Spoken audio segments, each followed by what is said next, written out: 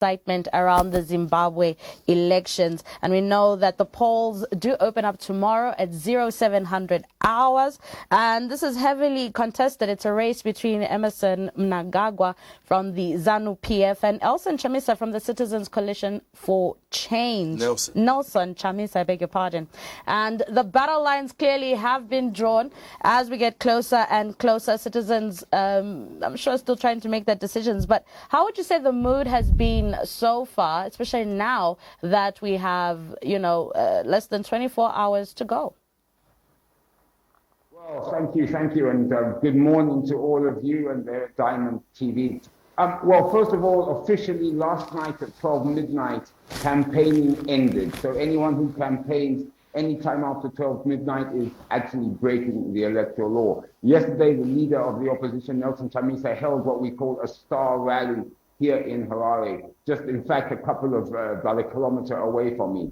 I must say the attendance was spectacular. He was a full rally, but again, of course, you cannot translate people coming to rallies into votes.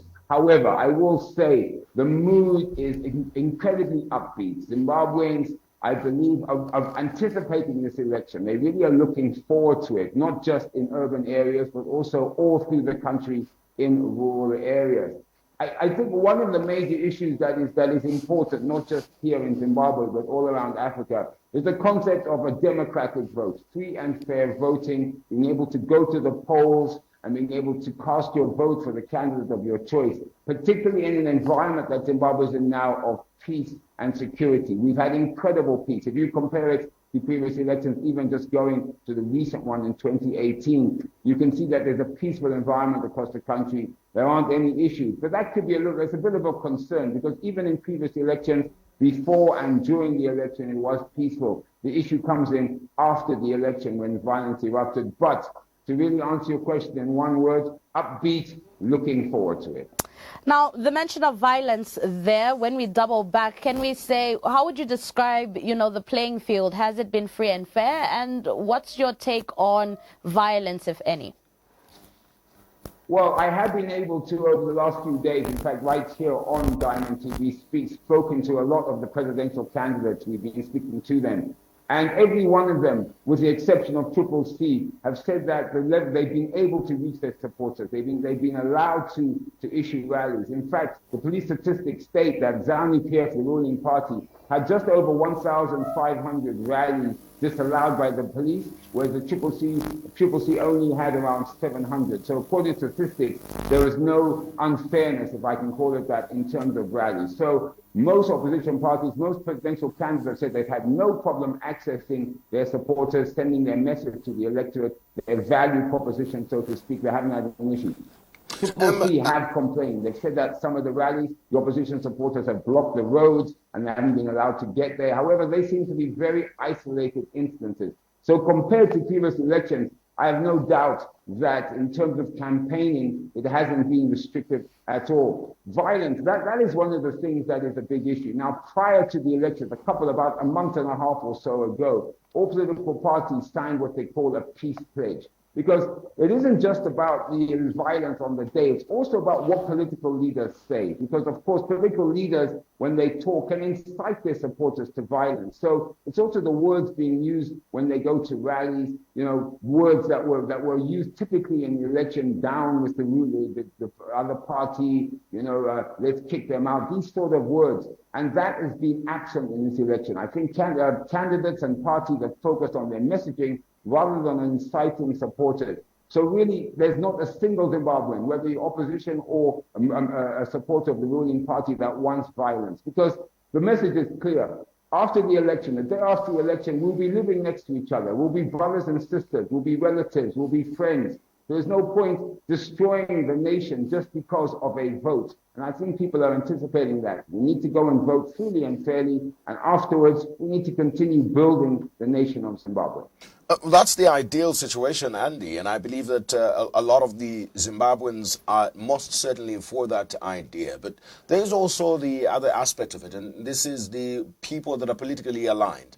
And I would draw you back to just a few weeks ago when a member of the CCC died, and it was alleged that it was at the hands of ZANU-PF supporters. So while the larger population would like this to happen, those that are politically aligned seem to be living in some sort of standoff, especially from the CCC and the ZANU-PF. And based on that, what sort of expectation do you have in tomorrow's election from members of the ZANU-PF, supporters of the ZANU-PF and supporters of the CCC, especially in this hotly contested election?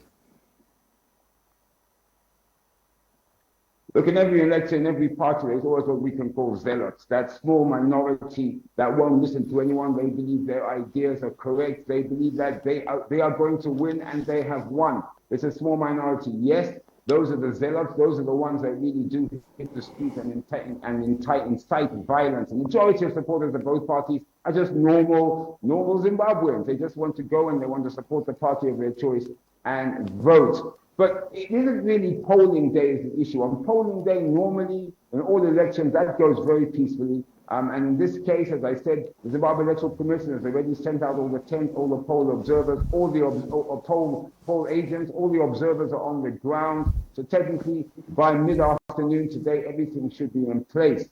I think the issue comes after polling day.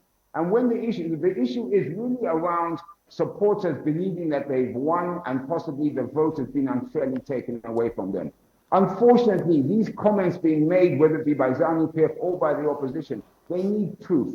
So when we talk about this is what somebody did, this is what the ruling party did, this is what Triple C did, it seems to be a lot of rhetoric. And when you then drill down further to the leaders and say, so what proof do you have? Because, for example, Triple C's major argument is the Zimbabwe Electoral Commission is captured and they're doing whatever the ruling party, ZANU-PF, wants. Whenever I ask leaders of Triple C, well, where's your proof? Can you prove it? All they say is if it looks like a goat, smells like a goat, it is a goat. And I'm saying to them, well, that's not proof. But again, sometimes proof doesn't matter to those hardcore supporters. They just want to know this is what their leaders are saying, and maybe and possibly if they think that the vote is taken from them, that's when violence may rear its ugly head. So, Andy, in conclusion, under very little words, now we are, just to conclude, I'd just like to touch on the electoral observers and, of course, the media. Has there been freedoms that they've been able to enjoy during this process?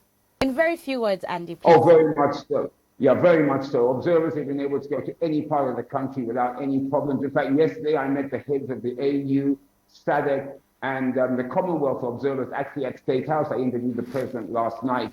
And they were actually stating, all of them, that up to now they see it free and fair. There are little issues here and there, but the Commonwealth, in particular the EU, said, you know what, at the moment it looks like it's going to be a free and fair election. And that is one of the preconditions for Zimbabwe to fully re-engage the international community. If we can have a free and fair election, that will lead to Zimbabwe stopping being isolated and what the ruling party calls sanctions being removed. So it's in everyone's interest for Zimbabwe to have a free and fair election tomorrow, and that is what we are hoping for.